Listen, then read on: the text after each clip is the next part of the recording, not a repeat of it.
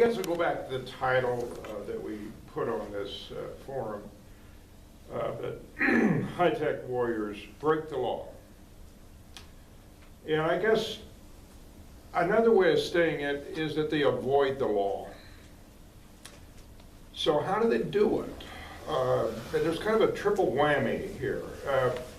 One, the ability to manipulate fear is, I think, kind of at an all-time high. And I would go back to that 9/11 turning point that put this concept in the driver's seat in the political spectrum as it motivates war preparation especially. The other thing is secrecy. We've just heard all about that. That these folks who are trying to address the problem of fear gradually have been given more and more license to keep what they do secret, with arguments that that's the only way to do it so the enemy doesn't find out about it and produce countermeasures. And the third thing here is that makes it hard for us to grasp this, either in the moral realm, or the legal realm, or just the rational realm, is that it's very complicated. That we're in danger of having to rely on experts to explain really basic stuff, or we can quickly feel we're out of it. That our role is not an active one as citizens, but a passive one. Let's just talk about consumerism or something. Yeah. Because it's a daunting task to keep up with this. And I guess perhaps the most powerful multiplier there is the technology explosion, which kind of comes out of the science explosion. That those things have first and foremost been utilized by the people who make war, or who make war under the argument that they're preventing war, and that the best way they can do both of those things, prevent war or fight war, is to do it in secret so that they're not hampered by law. We just heard the shenanigans about how we had this figment of a thing that says we're actually making this conform to law by a rubber stamp court. The budgets are secret. You can we can find out more now about the big numbers of dollars going into this, maybe 50 to 60 billion a year cumulatively. But Congress, that's supposed to be, if we wanted to look at a representative piece here, well, at least they should know more than the ordinary citizen. They don't. And they've accepted a very secondary role in all of this, that a few people can go to a secure room in either the House or the Senate, and they won't hear the whole story, but they'll hear more than is publicly available. But they can't go out and tell us, so we can know more. They have accepted the paradigm that secrecy is absolutely essential to be safe and to use this technology so that others can't use it against us. Now that is what is pushing cyber into this. Many of us have gone, I think 27 years now, to the annual Space Symposium at the Broadmoor, which obviously was about space. There was a time when space was a tremendous multiplier, still is. One of the things to remember, all of these developments in technology, when you get a new development, the old ones don't go away. This is just another layer. Cyber command is just another layer of warfare. It hasn't replaced any. It often works in tandem with the people that blow things up.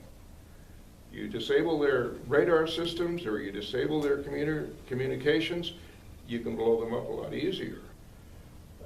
At the same time, you're pushing the argument to the public that what you're doing is preparing to defend against Iran or to defend against Chinese domination.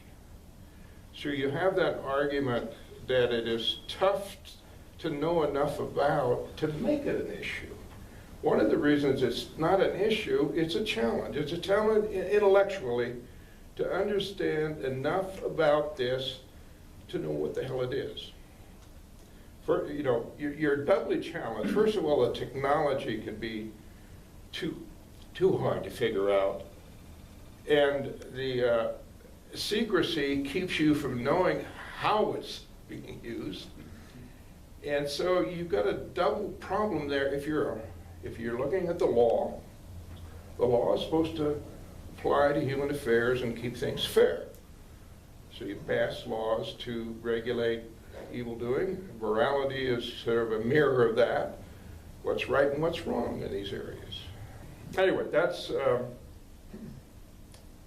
my piece of this, that we have a challenge here and we need to understand it a little better and figure out some kind of countermeasures to not let it get worse and worse. I mean, these two things that happened, another thing that's an example of this off-the-book stuff is the Guantanamo prison. It's been going for 12 years. I think 2 or 3 days ago we had the 12-year anniversary of the start of the Afghanistan war. War's never been declared. The budgets for it are just rubber stamped through every year. And there are hundreds of billions of dollars that are basically off the books and beyond any real scrutiny. Guantanamo's been there almost 12 years. If you look at just ordinary principles of US law or international law, totally out of bounds. The Space Command, Strategic Command have regularly used language that we would find shocking, and they do so proudly. They'll say, you know, we're increasing the kill rate from sensor to shooter, and you know, we're all about planetary dominance, and they say this in their public documents. So. And they're creating a kill chain. I mean, they trumpet the fact that they are getting more and more automatic steps in what ends up being an explosion or a bang. They are automating that to the maximum degree to make it more efficient. Take fewer heads out of considering the decisions. There's a new NSA review board that just took place after all the Snowden revelations, but it's got people like the ex-CIA, so it's all a good old club. And Congress and the executive branch were equally involved in honing that, in the same way that Congress wanted to provide George Bush cover after he did this FISA bypass routine. So they created these new FISA laws in 2008 that basically were all about giving George Bush the nod by legalizing ex post facto what he had done through illegal executive order. And so I would say, I mean, it surprises me that a relative hawk like Mark Udall has been so involved in trying to bring some kind of, you know, legitimacy to the NSA, and you know, that's great on his part that he's done that. But I think that very few people in Congress, I mean, I think there was one year where Air Force Intelligence actually gave Global Network and Citizen for Peace and Space some backhanded credit for some critiques we had mailed in about a signals intelligence satellite for NRO, because they say, we don't get this from Congress. We don't get questions like this from Congress. They just say, okay, is this something you need? Because frankly, if they've got some satellites that have unfurlable antennas the size of 2 football fields, members of Congress would not know whether those satellites are in low Earth orbit or geosynchronous orbit, because they're not intelligent enough to ask the right questions, or they think it's too high a security to actually suggest that it might be a wrong thing for the NRO to do that. And a great example of that is the number of Democratic senators, for example, Dianne Feinstein and Al Franken, who were highly critical of Edward Snowden. And the reason they were that way is because they believe in what Bill was talking about, the keeper of the keys. If the keeper of the keys are legitimate, then you just shut your damn mouth. And Diana's particularly that way. She just says, if we're going to have a nation of leakers, I would have no problem with putting 10,000 people in prison. She said that this summer. She believes that you accept the legitimacy of who is watching over your nuclear weapons, your cryptography, your listening antennas, and by God, if anybody opens their mouth about them, we'll put them in prison. And so when Obama and Holder start all these Espionage Act lawsuits against journalists, Feinstein and even people like Al Franken are right there cheering them on because they believe in that stuff. And I look at some historical examples of where, particularly the Christian tradition that I come from, addressed a modern problem. Something called, the whole concept of social justice became a theological starting point because of the Industrial Revolution. We had such a change in the status of society, and the churches who were, tasked with applying the gospel, or the morality of the gospel to the modern world, took it on. And in this area, I see, I read stuff, and every so often theologians will stray into this area a little bit, but not very much. Do you remember an old NSA program called Ivy Bells? Does that ring any bells? Ivy Bells was an effort to dedicate a class of submarine to going underwater and replacing erbium-doped fiber amplifiers for fiber cables with repeaters that would then repeat and take everything up to NSA headquarters. And I can't remember now if one of the submarines for Ivy Bells sunk or anybody died. I just remember it was a big scandal. But that was years ago. And what's happened since then is you have all of these global networks like FLAG, Fiber Link around the globe, FLAG and others, and they're really trying to push for a lot of third world developing nations to do their internet access. Obviously, you're always going to have Wi-Fi and cellular networks as the local distribution hub where you get a lot of RF picking up. But it all concentrates at fiber stations.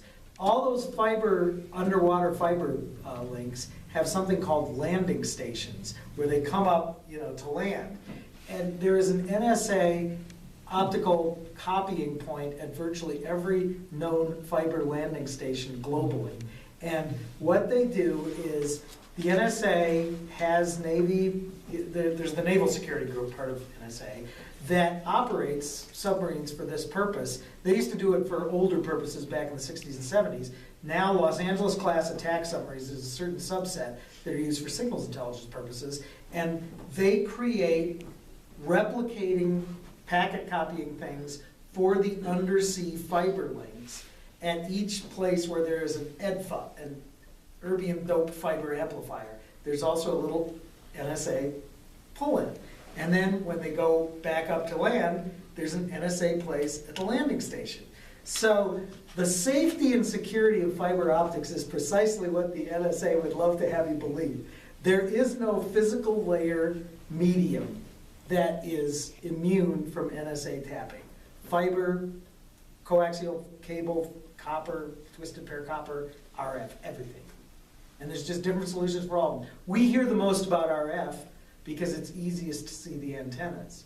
We hear the least about fiber optics because you don't know the things that NSA does, like Ivy Bells. You just don't hear about that stuff. So, yeah. But it's there. It's everywhere.